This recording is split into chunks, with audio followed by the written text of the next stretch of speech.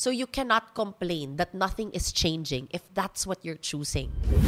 Let's talk Bear topics and bold conversations here at Bear It All Podcast with Danny Barreto. Hey guys, welcome to another episode of the Bear It All Podcast. Before we start our episode today, I just want to show you guys something because this is all because of you. So I have here with me our Spotify Wrapped. The Bear It All Podcast is the Philippines Top Wellness Podcast of 2024. So thank you guys so much kasi dahil sa inyo to, kayo to lahat. This is possible because of all of you. So thank you so much for staying tuned, for listening, for watching, for sharing your experiences and your stories with us. Thank you for everything, for making this happen. And here's to forever, guys. We're just gonna continue making content for all of you. I don't plan on stopping anytime soon. So the whole concept of Bear It All is to give back, to share our insights, our experience, and to grow together. And as long as I'm still alive, that's exactly what we're going to do together. So, Happy New Year and thank you guys for making this happen. This episode, sobrang gusto ko siyang pag-usapan kasi if you guys remember, we did a burnt toast theory episode. If you haven't seen it, go check it out. Basically, we were talking about how a delay is a blessing. So this is somewhat kind of in the same umbrella. Our episode today is what you are not changing, you are choosing.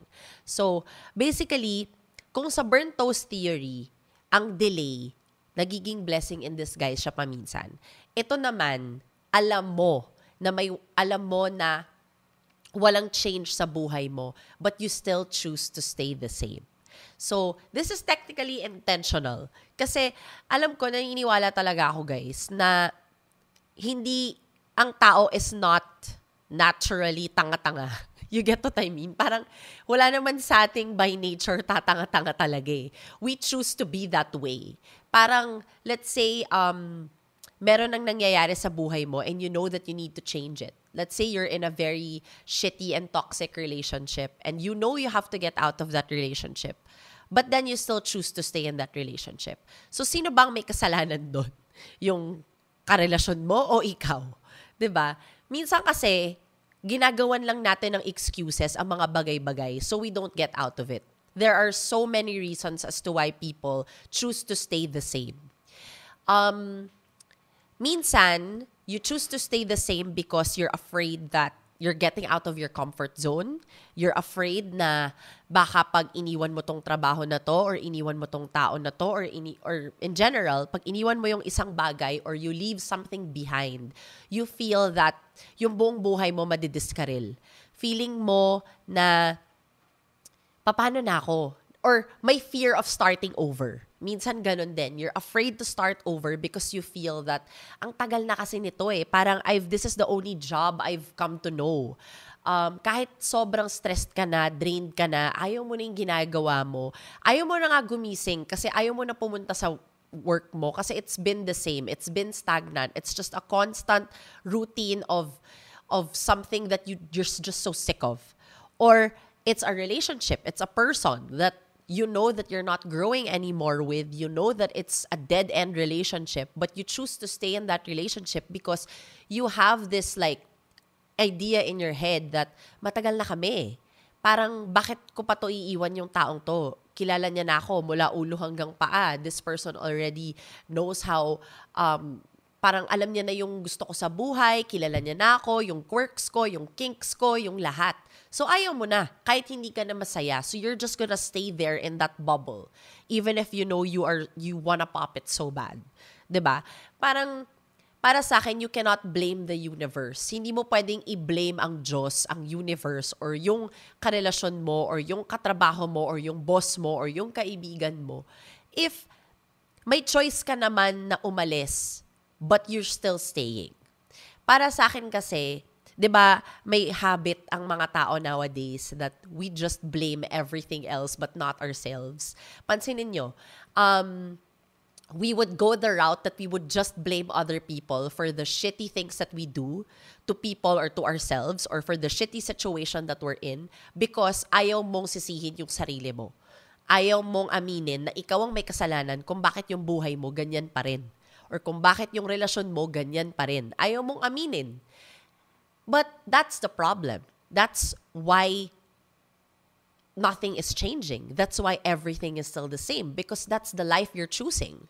So, dito sa podcast na to, sa episode na to, pag-uusapan natin, siguro sana by the end of this episode, lumakas yung loob mo to change something that's not serving you purpose, love, or some spark and passion, or it's just not serving you what you deserve. Then maybe after this episode, you're going to realize that sinisi ko na lahat pero yung buhay ko ganito pa rin. Sinisi ko na lahat except myself pero yung buhay ko ganito pa rin. Let's say, di ba may mga ibang tao na pag yung mga relationships nila hindi nagwo-work, sasabihin nila, sinisisi nila yung family nila. Sabihin nila, broken family kasi ako eh. It's a routine. It's a pattern. Kaya hindi nagwo-work lahat ng relationships ko kasi it's a generational thing. Or meron kang generational trauma. Could be, maybe, but didn't you also think about the fact that because that's the life you chose? Because you chose to not let these relationships work? Or did you ever like sit down and reflect and think na, bakit hindi nag-work to lahat? Bakit hindi nag-work lahat ng mga relationships ko? Sila ba talagang may problema? So, ibig ba sabihin, hindi nag-work lahat yon? Ikaw yung perfect, ikaw yung perfect partner. Pero yung lahat ng mga naging karelasyon mo, sila lahat yung may pagkakamali. Didn't you even like come to realize that maybe there is something there as to why it's not working out, or maybe lahat na ng jobs pinasukan mo but hindi ka masaya sa kahit anong trabaho ang ginagawa mo. Hindi mo ba na-realize sa sarili mo na baka kasi hindi yun yung gusto mong gawin? Maybe because you don't like your job because that's not your passion, that's not your expertise. Hindi mo ba naisip na baka ikaw ang problema? Parang hindi ko naman sinasabi 99.9% ikaw ang may problema or ako ang may problema sa mga pinagdadaanan ko sa buhay. There are some instances din naman that it's just life. It just doesn't work out for you. Then you move forward. But there's also another side to the coin where you're also causing that problem or issue in your life. That's why nothing is changing. When your life has become stagnant or it comes to a full stop, it means you're not growing anymore. Hindi ka na, basically, you're not heading the direction that there is maturity, there is growth. Yun na yung path na tinitake mo. But you chose to go that path only because you're so comfortable in that path. You're so afraid to start something new or to start over or to get out of something that's not serving you anymore, that's not serving any purpose in your life anymore. But that's your choosing. So you cannot complain that nothing is changing if that's what you're choosing. I think I can speak also from personal experience na during my early 20s, siguro pa 17 years old pa, early 20s ko, before I met Javi, I already know that I was making one bad decision after the other. My relationship with my mom wasn't really the best of relationships because all I did was rebel against her. All I did was blame her for all the problems I had in my life.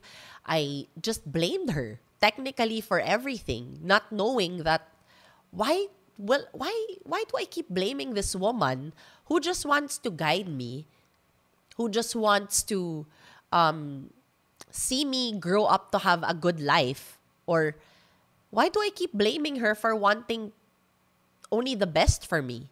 Parang just because hindi ko gusto yung sinasabi niya or kung paano siya mag-parent sa akin, sinisi ko na siya sa lahat ng mga bagay that did not go right in my life.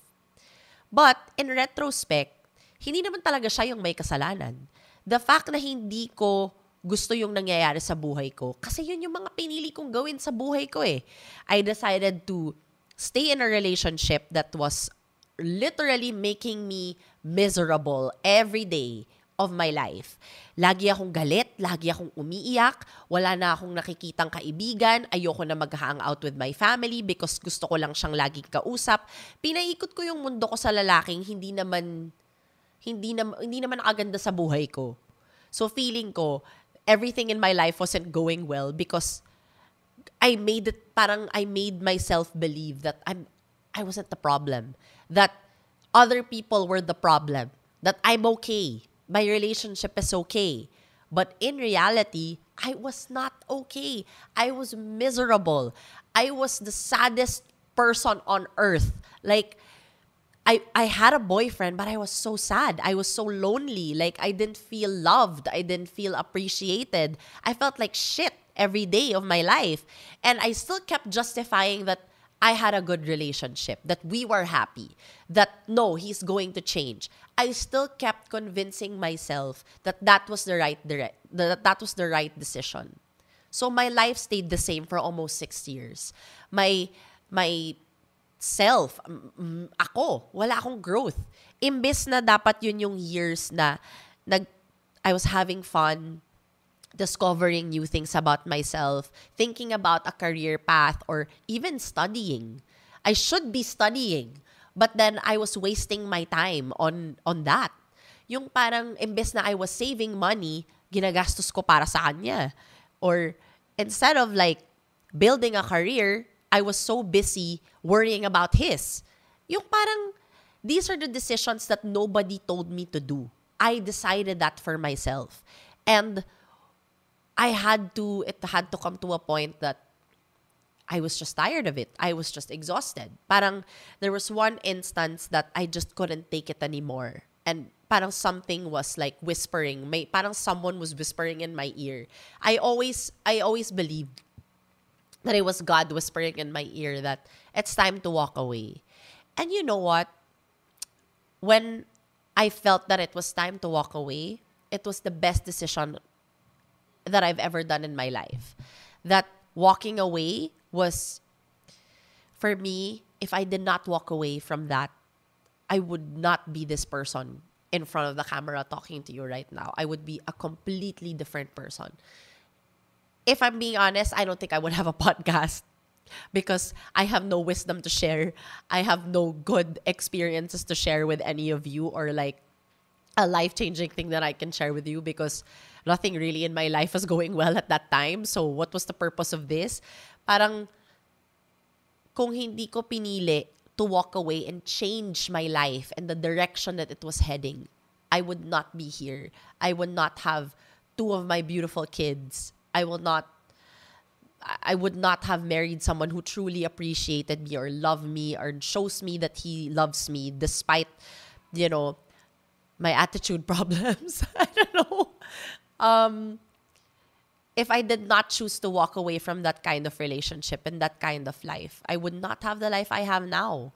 Parang, I cannot keep blaming others for the stupid shit that I put myself through because there's no one else to blame but me. 'Di ba? Ako yung gumawa ng mga desisyon na yun eh. Wala namang pumilit sa akin na gawin ko yung mga yan eh. If for any, all they did was tell me to get out of it. That all they did was tell me that, Danny, this is what it's doing to you. You're not the Danny anymore that we love. Like, what's happening to you? All they did was guide me. And I took it as an attack. And I'm pretty sure may mga manunood na to at makaka-relate kayo. And not only with relationships, guys, pati sa mga friendships. If you have friends that you feel that are just using you, or you have friends that you have forgiven over and over again, but they choose to backstab you and betray your trust, or if you have you're in relationships right now, whether it's a romantic relationship or friendships, and you know that there's something wrong, that this is not a friendship. This is not how a friendship is supposed to be. But you still choose to become friends with that person. Then that's your own doing. That's your own decision. Hindi mo pwedeng sabihin na ang sama ng ugali ng taong to, pero kaibigan mo pa rin yun.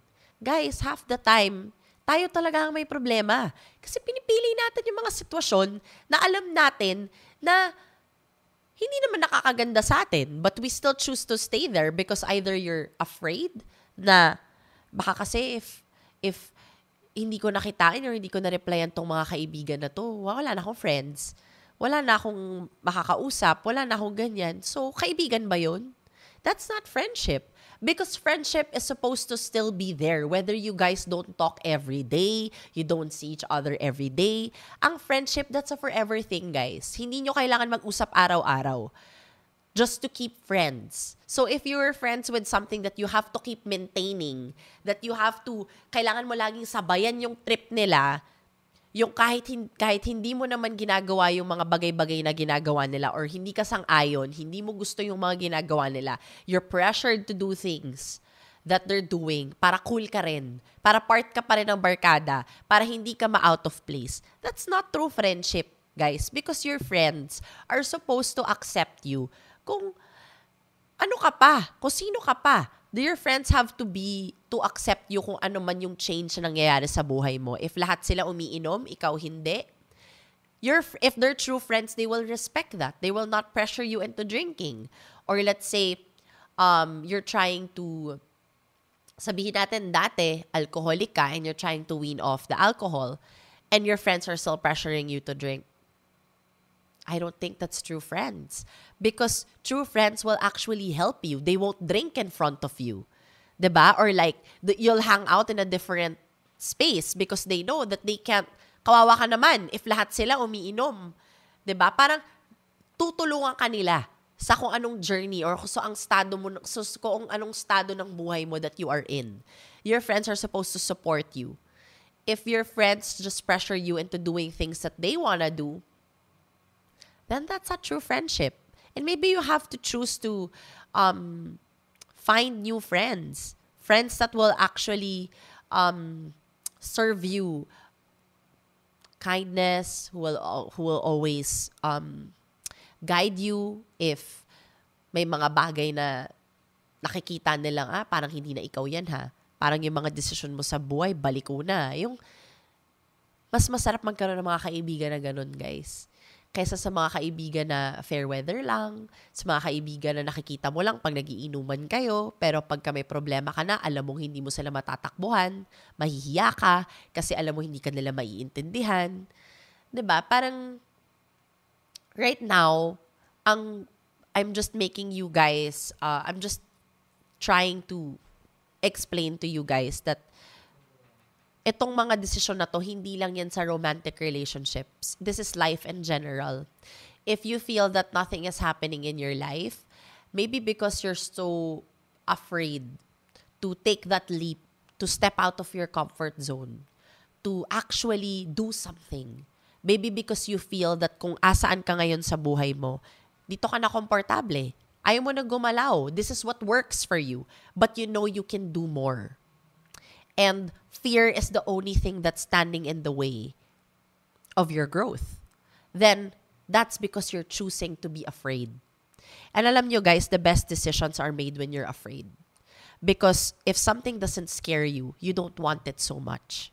So the fact that natatakot ka to take that leap of faith is because you know you're stepping out of your comfort zone. You know that that's what you have to do to make a change in your life. You know that that's exactly what you need to do or that decision you need to make to actually make a change, for your life to change, for something to change. Change will not happen overnight. Change starts with you. If you don't choose to change anything in your life, you will stay the same. And staying the same is a very, very scary place, guys. Because sometimes, sa sobrang pinipili mo araw-araw to stay exactly where you are, wala na. Dadaanan ka na ng panahon. Life will pass you by. Everyone else is gonna move forward. Everyone else is choosing to grow. Everyone is choosing to take that leap of faith except for you.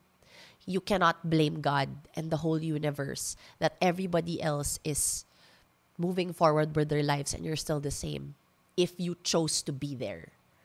You have to make that change. You have to choose to make that change, to actually make something out of your life or to actually be the person you wanna be.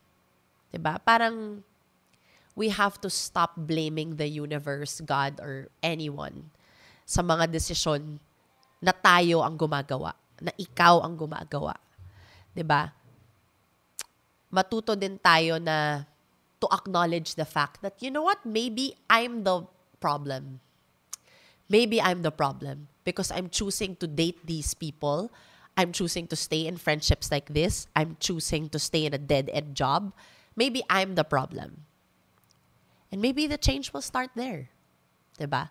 So, that's basically just what I needed to get out there. I hope that if you're watching this, makatulong tong episode sa'yo. Kung ikaw man to, nariramdaman mo na, Dani, bakit parang ako na naman tong pinapatamaan mo? Sipin mo na lang na hindi kita pinapatamaan. Dumaan to sa FYP mo for a reason. Maybe this is your sign that something has to change. Diba? And if after this episode, maganahan ka or it pushes you to actually make that change in your life, you know what? I will be the happiest for you. Because I know for sure that it's only the beginning of the best times of your life. So thank you guys so much for watching this episode, and I'll see you guys on the next one. Bye!